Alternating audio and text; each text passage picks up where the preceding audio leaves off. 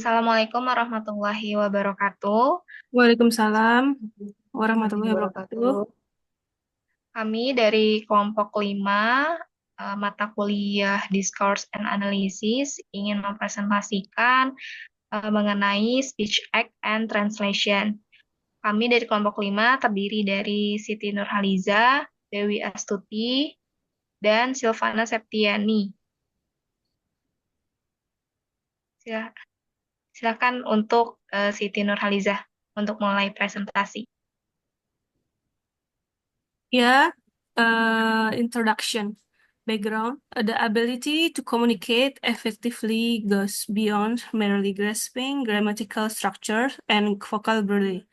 Pragmatics and its core components, speech acts, are fundamental to how we convey and interpret meaning.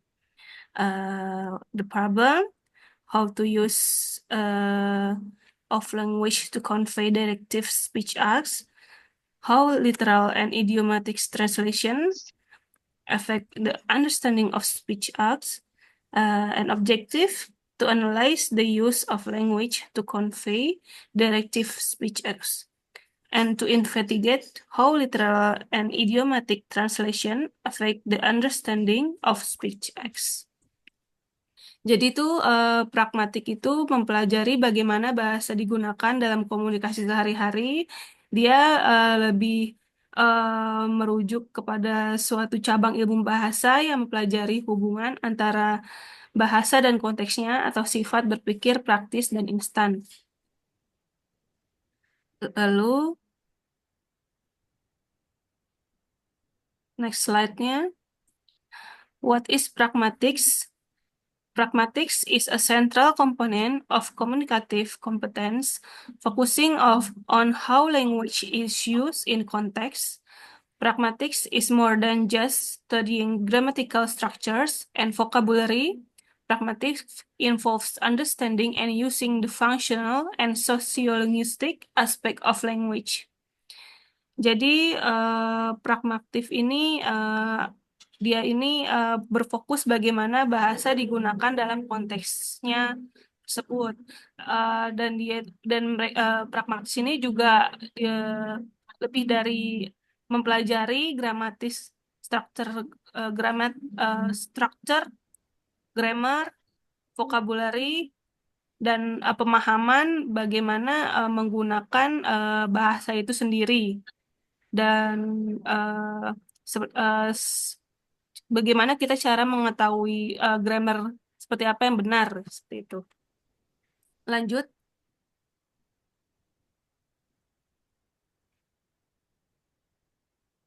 Baik, selanjutnya silakan Kak Dewi. Uh, Baik, the various types of speech acts. Number one, the directive speech act. Those acts are used to get the listener to do something. For example, if I were you, I study a bit more for the exam. Jadi, uh, berbagai jenis tindak tutur itu dalam wacana akademik lisan terdapat berbagai bentuk dan strategi tindak tutur direktif baik formal maupun informal. Studi tentang tindak tutur direktif juga dapat ditemukan dalam interaksi di kelas sebagai wacana akademik lisan. Jadi berikut ada beberapa jenis tindak tutur yang teridentifikasi. Salah satunya adalah tindak tutur direktif. Jadi tindak tutur ini digunakan untuk membuat pendengar melakukan sesuatu. Di sini mencakup perintah, permintaan, saran, dan larangan. Contohnya eh, seperti yang sudah ada di dalam PPT, yaitu perintah. Contohnya, tolong tutup jendelanya, atau jangan berbicara selama film berlangsung.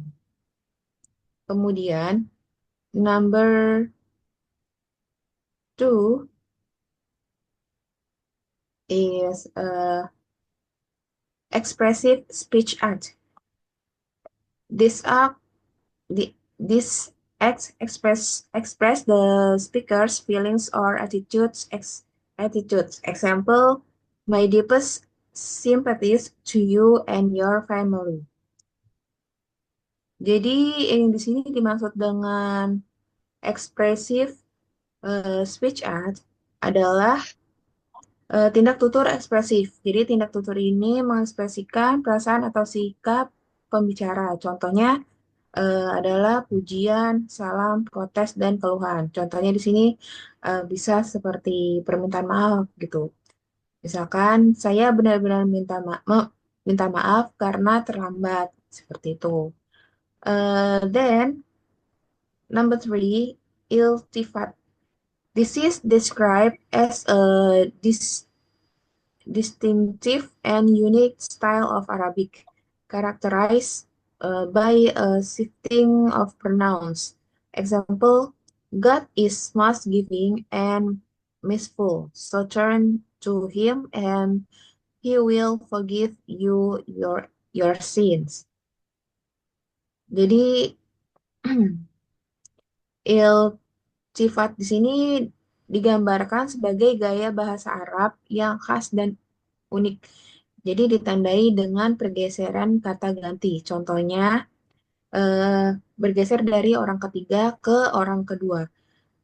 Contohnya Allah Maha Pengampun dan Maha Penyayang. Karena itu berbaiklah kepadanya dan Dia akan mengampuni dosa-dosamu. Kemudian number four is insinuation. This is an indirect speech act used to often criticize or ask someone to do something. Example, some people just don't care about deadline, I guess. Di sini maksudnya adalah eh, tindak tutur tidak langsung yang digunakan untuk menyinggung. Jadi seperti sindiran gitu ya, mengkritik atau meminta seseorang melakukan sesuatu. Contohnya, eh, beberapa orang tidak peduli dengan tenggang waktu, saya rasa gitu. Artinya menyindir seseorang yang melewatkan tenggat waktu tanpa menyebutkan namanya. Seperti itu.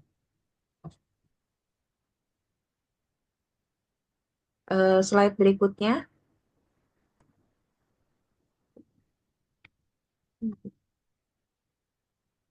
Okay. Translating speech art. Number one, changing is translating speech art. Translating speech art is a motivated challenge that goes beyond linguistic competence. The primary difficult lies is preserving the intended meaning and force of the speech act in the target language. Cultural differences further complicate the translation of speech acts.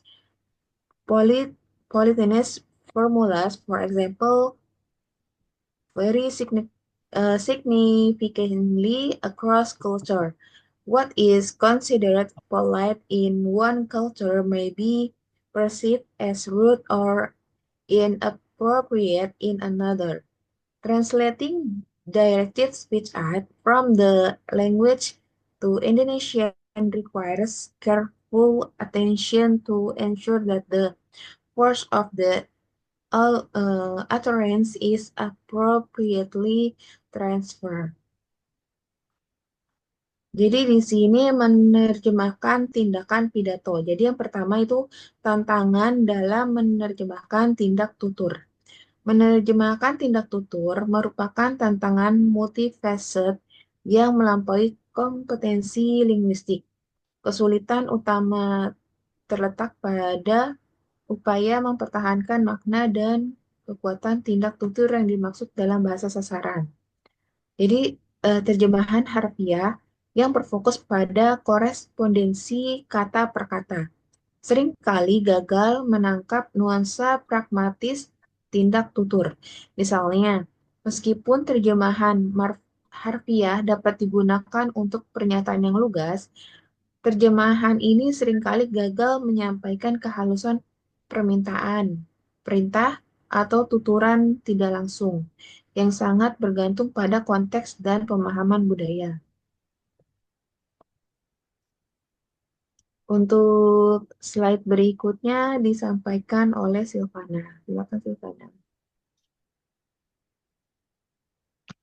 Baik, poin kedua yaitu strategies and consideration for translating speech act. Effective translation of speech acts necessitates a strong foundation in pragmatic competence.